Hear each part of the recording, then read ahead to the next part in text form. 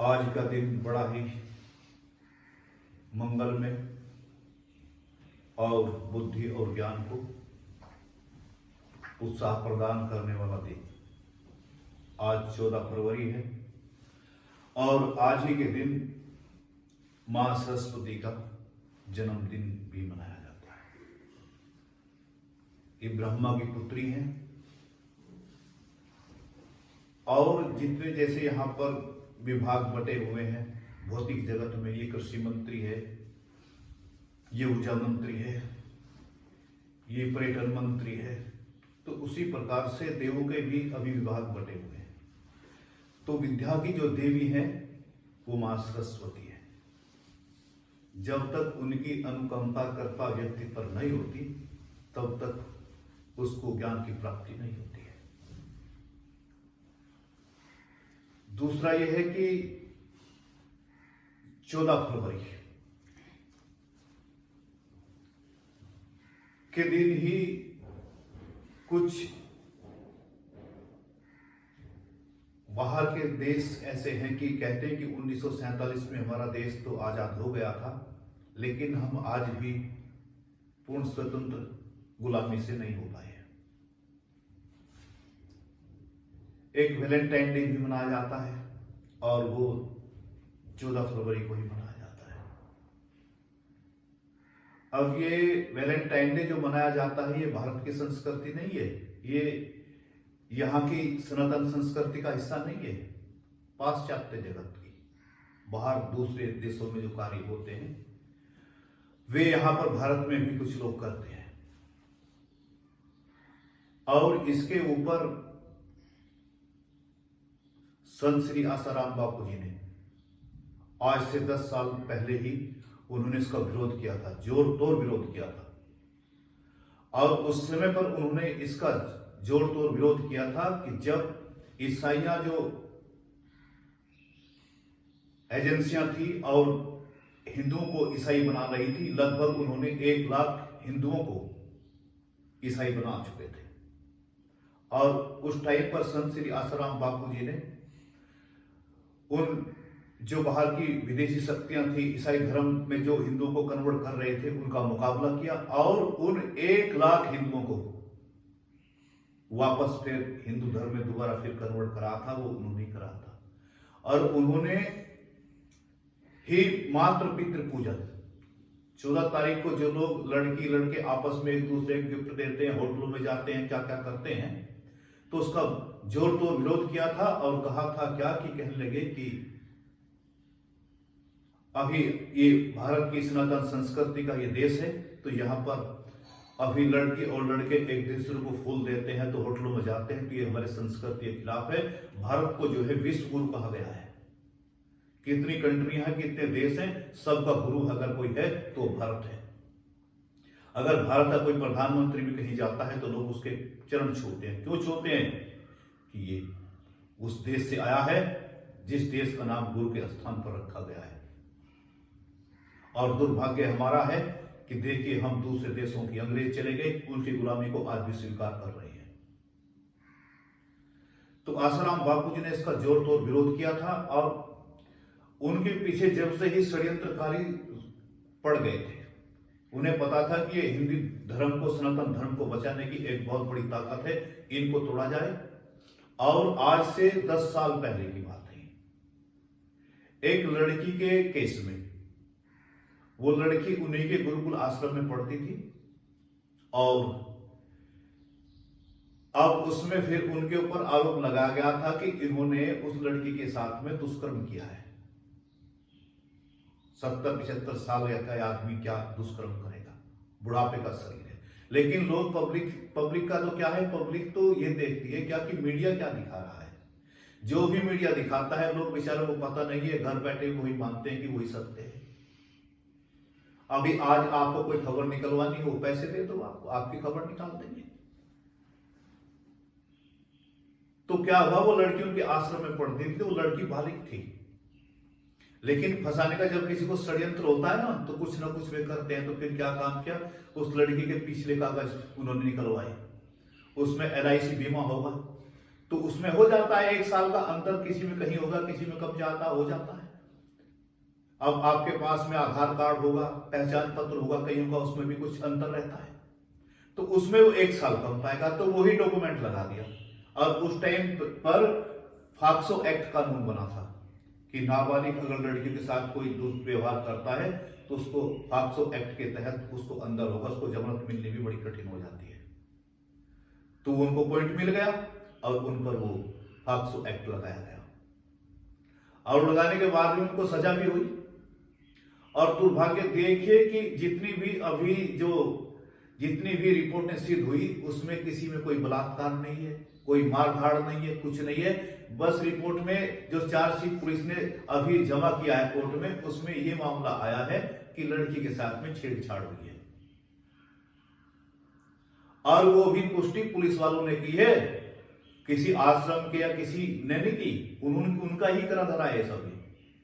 तो उसके पश्चात फिर और अब वे जभी से एक आदमी सात्विक भोजन करने वाला है और उसको जेल के अंदर डाल दिया गया है। यहां इतिहास गवाह है दयानंद सरस्वती जी, अभी इस भारत देश के लिए उन्होंने कितना कितना कठिन परिश्रम किया, और आप सबको पता है जिन्होंने शास्त्र पढ़े हैं, महापुरुषों की गाथा जानते हैं, उनको जहर देकर मारा गया था। चंदन का जो पेड़ होता है वो बड़ा शीतल होता है, उसका स्वभाव होता है शीतलता प्रदान करना, लेकिन नाग जाकर उसी में लिपटते हैं, फिर भी उसी में लिपटते हैं जाकर। तो ऐसे ही जो संत महात्मा देश के लिए कार्य करते हैं, तो ऐसे लोगों को वो अच्छा नहीं लगता, सोचते हैं कि इनको किसी भी तरीके से आप फंसाइए। हमारे देश के प्रधानमंत्री नरेंद्र मोदी जी, ये भी उनके बड़े भक्त थे। इनकी वीडियो देखना कभी आप, अभी जाते थे, चरण छूते थे, क्या क्या करते थे, और बहुत मान सम्मान करते थे। लेकिन कहते हैं क्या कि अभी सत्ता जब आदमी के पास में पावर आ जाती है, फिर वो चाल देखता है क्या कि बस अब और कौन है, मेरे पास सत्ता है, पावर है। लेकिन मैं कहता हूं सत्ता पावर भी कब तक रहेगी आपके पास में, एक दिन तो ये सत्ता पावर भी छूट जाएगी, और वो जो बंगला मिलता है फिर दूसरा भूतपूर्व वाला, उसमें जाना पड़ता है, और जब उसमें जाता है तो उस समय फिर सत्ता का जो नशा है वो उतर जाता है। तो उनको जमानत भी नहीं मिली, एक दिन की भी जमानत नहीं है, और 10 दिन से अभी सोशल मीडिया पर खबर घूम रही है कि उनका स्वास्थ्य बहुत खराब है और जिंदगी और मौत से लड़ रहे हैं। लेकिन उनके लिए कि कहीं वे किसी अच्छे प्राइवेट हॉस्पिटल में कहीं अपना इलाज करा लें, तो सरकार इस बात को अभी मद्देनजर करते हुए दूसरी ओर फोकस कर रही है, लेकिन संतों के प्रति कोई फोकस नहीं है। और कहा है कि संत सताए तीन हो जाए, तेज, वंश और कुल। जो संत को सताने का कार्य करता है उसके तीनों चीज समाप्त हो जाती है, तेज, वंश और कुल भी। तो ऐसा नहीं होना चाहिए। ये सनातन संस्कृति का हमारा देश है, और साधु संतों के ऊपर अगर ऐसा कोई अत्याचार हो रहा है तो ये बहुत ही सोचने विषय है। और सरकार से भी हम यही कहना चाहते हैं कि आज जो 14 फरवरी है, 14 फरवरी का मातृ पितृ पूजन जो है उन्होंने लागू किया था, और पता नहीं कितने लाख लोगों ने उनकी बात को अपनाया और अपने बच्चों को आश्रम में ले जाते हैं, और बच्चे अपने माता पिता का पूजन करते हैं, नहीं कि किसी लड़की का पूजन करते हैं। और कितने अभी 16-17 हजार बाल संस्कार केंद्र चलाए कि बच्चों में अच्छे संस्कार पड़े। तो हम सरकार से यही कहना चाहते हैं कि अभी सभी भक्तों की करुणा है, एक लड़की के कहने से आप फाक्सो एक्ट लगा सकते हैं, और कई लाख लड़कियां रो रही हैं उनके लिए, जो उनके अनुयायी हैं, जो उनके शिष्य हैं, तो ये उचित नहीं होगा।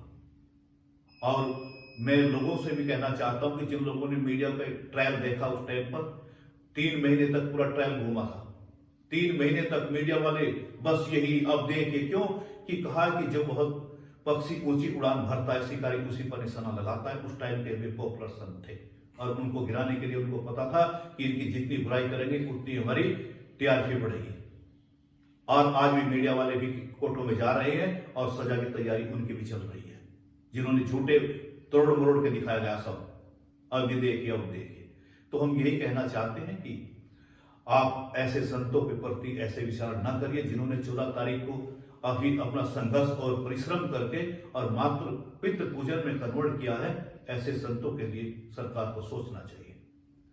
तो तो आज जो है, आज मां सरस्वती का जन्मदिन है और आज के दिन कहते हैं, वैसे तो घर में माँ बाप हैं आपके भी, लेकिन जिस दिन किसी दिन माँ बाप का अगर जन्म होता है और बच्चा कोई गिफ्ट मांगता, कुछ इनाम की बात करता है, तो माँ बाप उसको खुश होकर देते हैं कि चलो आज हमारा जन्मदिन है, कुछ मांग रहा है।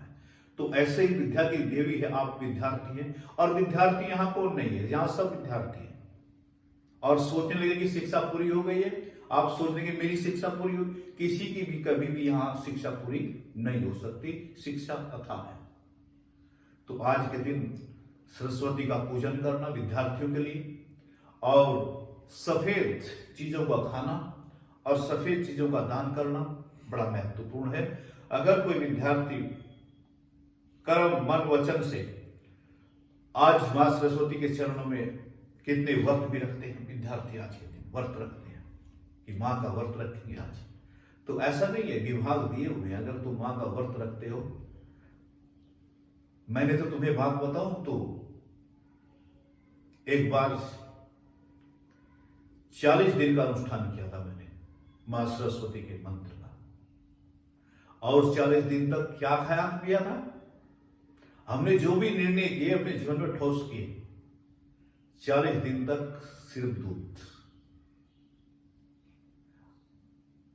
और किसी दूसरी चीज का सेवन नहीं किया। 40 दिन तक अनुष्ठान किया था और दूध पर रहे थे। और विद्यार्थियों के लिए गाइडेंस जारी होती है कि वे 7 दिन का भी अनुष्ठान कर सकते हैं। जो विद्यार्थी 7 दिन का अनुष्ठान करता है, अपने मंत्र का जप करता है, मंत्र का भी बहुत बड़ा विज्ञान है। आप पढ़ते हैं, पढ़ाई का भी विज्ञान है, लेकिन मंत्र का विज्ञान बहुत बड़ा है।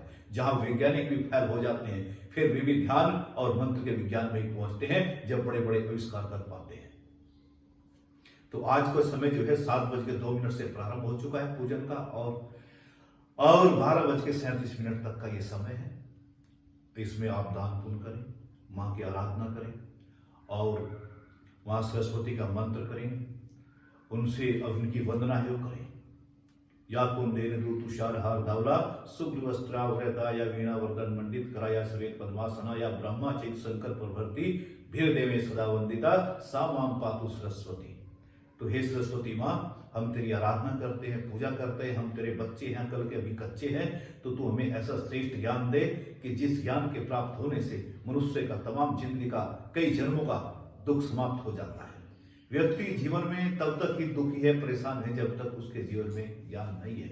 अब ये कमरा है, चारों तरफ से बंद है और लाइट भाग जाएगा, अंधेरा हो जाए, मैं कहूँ बच्चों मोबाइल देखो, अब ये सामान देखो, तो आपके लिए मुसीबत खड़ी हो जाए। क्यों कि अंधकार का मतलब है अज्ञान। अभी उसमें अज्ञान प्रकट हो चुका है, कमरे में ज्ञान का जो प्रकाश था वो लाइट के जाने से चला गया है, तो आप सारे में घूमते फिरोगे। अब टॉर्च होगा आपके पास में ज्ञान की, तो लाइट आ जाए तो फिर समस्या सारी खत्म है। तो सारी जो चीजें हैं जीवन में ज्ञान की है। और ज्ञान की प्राप्ति कहां से होगी? ज्ञान की प्राप्ति होगी आपको अभी जो आप त्याग की तरफ चलेंगे। जो बुरा है आपने एक बार उसका एक्सपेरिमेंट कर लिया, ये चीज हमको परेशान करती है, नुकसान पहुंचाती है, और फिर भी उसी कार्य का आप उपयोग करते हैं, तो फिर आपकी बुद्धि कभी विकास के रास्ते पर नहीं आ सकती है। जो चीज आपको नुकसान पहुंचाती है उसका तुरंत त्याग कर दो, उसको अपनी जिंदगी से दूर कर दो, तो क्या होगा? जीवन परम कल्याण की ओर बढ़ जाएगा। और आज के दिन केले का प्रसाद, सफेद फूल मां को चढ़ाए जाते हैं अनेक प्रकार से। तो हम तो मां सरस्वती से ही प्रार्थना करते हैं कि मां धन दौलत वालों को धन दौलत दे, जिसे जो चाहिए दे, लेकिन तेरे पास में विद्या का विभाग है। हम तो यही चाहते हैं कि मां ऐसा श्रेष्ठ ज्ञान हमको दे कि हम जन्म जन्म के जो हमारे जन्म हुए, कितने हजार करोड़ जन्म हमारे हो चुके हैं, कितनी बार मर चुके हैं, ऐसा ज्ञान इस बार दे दे कि जन्म मरण से ही छुटकारा मिल जाए और हम अपने परम धाम की यात्रा को प्राप्त कर लें। कालिदास जी का जिक्र आता है, देखो कहते हैं कि विद्या बहुत बड़ी ताकत है। कालिदास जी बचपन में अभी अल्प आयु थी, 7-8 साल के होंगे तो लगभग, तो क्या हुआ, उनके माता पिता गुजर गए, और गुजरने के बाद में बेचारों को घर की हालत भी बड़ी खराब थी। तो क्या हुआ, एक गवारा था जो पशुओं को चराता था, उसके यहाँ पर रहने लगे, पशु चराते और बाकी का तेल। एक उनके गांव में काली का मंदिर था, उसमें वे पूजा करते थे, तो लोगों ने उनका नाम ही कालिदास रख दिया। काली के मंदिर में जाने के कारण ही उनका नाम कालिदास पड़ा। और बेचारे वैसे स्वाभिमानी थे, लेकिन अकल बुद्धि ज्ञान नहीं था। उधर काशी में काशी नरेश की एक लड़की थी विद्यात्मा। तो जो उनकी लड़की थी विद्यात्मा, तो वह जब जवान हो गई तो काशी नरेश को चिंता हुई कि कहने लगे कि इस लड़की की शादी नहीं करनी है। तो उस टाइम का एक पंडित जोशी था, वरुचि नाम का लड़का, तो उन्होंने कहा कि वरुचि से करेंगे। लेकिन विद्यात्मा जो थी वो वरुचि को नहीं चाहती थी। उसने कहा कि नहीं, मैं उससे शादी नहीं करूंगी, लेकिन बाप को मना नहीं कर सके। पहले कुछ ऐसी रीति थी कि लड़की मना नहीं कर सकती थी, लेकिन सोचने लगी कि तीसरा रास्ता निकालूं। तो उसने लड़की ने कहा कि पिताजी एक शर्त होगी क्या, कि मेरी शादी जो होगी किसी शास्त्र के आधार पर नहीं होगी, जिससे भी मैं प्रसन्न करूंगी वो मेरे मौखिक उत्तर देगा, तो मैं उससे शादी करूंगी। पिता ने कहा तो कोई बात नहीं है। तो घोषणा कर दी गई, फला तारीख का भाई स्वयंवर है। बड़े बड़े ज्योतिषी विद्वान लोग वहां पर पहुंचे, वरुचि भी पहुंचा वहां। तो विद्यात्मा जो थी, तो अब उसने जब वहां वरुचि जो था उसकी तरफ एक उंगली उठाई। अब उंगली जो उठाई, जो वरुचि था, उस पर उत्तर नहीं बना कुछ भी। अब बताइए, कहने लगे बताइए इसका उत्तर क्या है। अब तो मेरी तरफ को यूं करने लगो या यूं करने लगो, मैंने एक प्रकार का उत्तर बता सकता हूं। तो बताने का तो हार गया। तो काशी नरेश की पुत्री जो थी वो बड़ी प्रसन्न हुई, कहने लगी कि चलो उससे छुटकारा मिल गया, इस पर उत्तर नहीं दिया गया। लेकिन वहां जितने ज्योतिषी ब्राह्मण वहां पर आए हुए थे, सबको बड़ा ही अपमानित होना पड़ा। कहने लगे यार शादी नहीं हुई, ऐसे जा रहे। तो वे रास्ते में जब चले जा रहे थे तो उन्होंने देखा रास्ते में एक व्यक्ति पेड़ को काट रहा है, और जिस शाखा को काट रहा है उसी पर बैठा हुआ काट रहा है, और काटने का भी तरीका उसका गजब तरीका था। जिधर शाखा पेड़ नीचे गिरने वाला था उस हिस्से पर बैठा हुआ था, और जो सा ऊपर रुकने वाला था उसकी तरफ उल्टा चल रहा था। तो सभी ज्योतिषियों ने देखा कि कहने लगे भैया खाम समझदार तो फैल हो गए, चलो एक इसे ही पकड़ लो, क्या पता तुक्का लग जाता है ना, कहते हैं तुक्का, बेवकूफी कामयाब हो जाए। अब कालिदास जी को उन्होंने अरे कहने लगे भाई ये खाक ऊपर से गिर जाएगा भाई, तो उल्टे तरीके से पेड़ काट रहा, कहने लगा मैं गिरूं या मरूं तो मैं क्या मतलब, जाओ अपने घर। अब उन्होंने कहा नहीं मानता, चलो। तो वे जैसे ही कोई दूर गए, वो पेड़ की कटने की आवाज आई, वो धड़ाम से नीचे गिरा। तो वे फिर वापस आए, कहने लगे भाई तुमने बताओ तुम्हें कैसे पता था मैं गिरूंगा। उन्होंने क्या पता हो तो हमें ऐसा था, तो उल्टे काम कर रहा था, जब इधर ही बैठा था तो इधर से काटा तो गिरना था ही। कहने लगे भाई तुम तो बहुत पहुंचे भी हो, तुम तो बहुत ज्ञानी हो, पहले बता दो क्या होने वाला है। अब उसने कहा चलो भाई से लेके चलो। कहने लगे चलो भाई तेरी शादी कराएंगे काशी नरेश की लड़की से। कहने लगा मैं भी खाम। कहने लगा भाई ये कैसा हो जाएगा, तीसरे पेड़ काटने के भी तरीके का नहीं पता, तो ये कैसा होगा। कहने लगे हो जाएगा। एक बार ऐसा वो हम कहीं गए हुए थे, तो एक लड़की अपनी माँ को बहुत बुरी बुरी गाली दे रही थी। तो वहां पर कहीं से हमारे पास में कहीं से आए बाहर कहीं बैठे थे, तो ये कहने लगे गुरुजी ऐसी लड़की की शादी तो हम करवाना चाहते हैं, एक जगह हो जाए तो हमारा बेड़ा पार हो जाए। हमने कहा लोग मूर्ख हो गए क्या, अभी देखिए ये लड़की अपनी माँ को कैसे कैसे सुना रही है, और तुम कहते उसका रिश्ता करवा दो। कहने लगा ऐसी की तो जरूरत है गुरुजी। मगर क्यों, कि कहने लगा हमारी बहन एक बड़ी सीधी भोली भाली है, और वो उस घर में हमने शादी कर दी है, और उसका जीवन इतना परेशान है, क्या वो सीधी है और वे सब खतरनाक है, और उसका जो देवर है अगर ये लड़की उसके हाथ चली जाए तो उनके घर का उद्धार हो जाएगा। ऐसी की आवश्यकता है वहां पर जो मार धाड़ करने वाली हो। तो ऐसे कालिदास जी को कहा कि कहने लगे कि चलो आपको करना कुछ नहीं है। कहने क्या करना है, बस आपको बोलना नहीं, वहां जाकर चुपचाप आपको बैठे रहना है। अब उसे समझा कर ले आए, वो मंडप वहां लगाया स्वयंवर का, उठाएगा। कहने लगे भाई ये हमारे बहुत पहुंचे हुए गुरु हैं, और ये बस बोलते नहीं है, और जो भी क्वेश्चन करना है काशी नरेश की पुत्री से कहा तो करिए।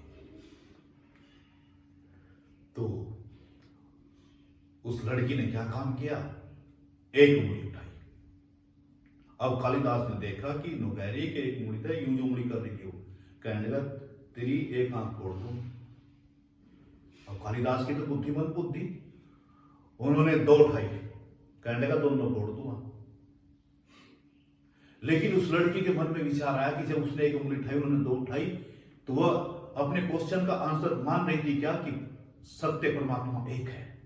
जब उसने कालिदास ने 2 उठाई तो उसने कहा हो ये तो बहुत ज्ञानी है, इसने बताया कि आत्मा और परमात्मा दोनों सत्य हैं, एक नहीं दोनों ही सत्य हैं। आत्मा भी कभी नहीं मरती और परमात्मा का तो मरने का कोई क्वेश्चन नहीं होता। तो समझ गई, उत्तर दिया वाकई कोई पहुंचा हुआ है।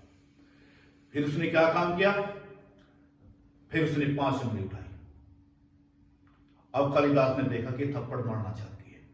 कालिदास ने कहा अच्छा, कालिदास ने मुक्का बनाया, कहने लगा तो थप्पड़ मारेगी तो मुक्के तो नाक तोड़ दूंगा। अब ये देखते ही लड़की अपने आप विद्वान थी तो बहुत, तो सोचने लगी कि क्या, ये जो पंडित लोग थे वे भी बीच में समझा रहे थे। जब पहले इशारा किया तब भी समझा दिया। कहने लगे आप कहती हैं क्या कि परमात्मा सत्य है, परमात्मा एक है, लेकिन हमारे गुरुजी कह रहे हैं कि क्या कि आत्मा और परमात्मा दोनों हमारे हैं, उनका कभी अंत नहीं होता है।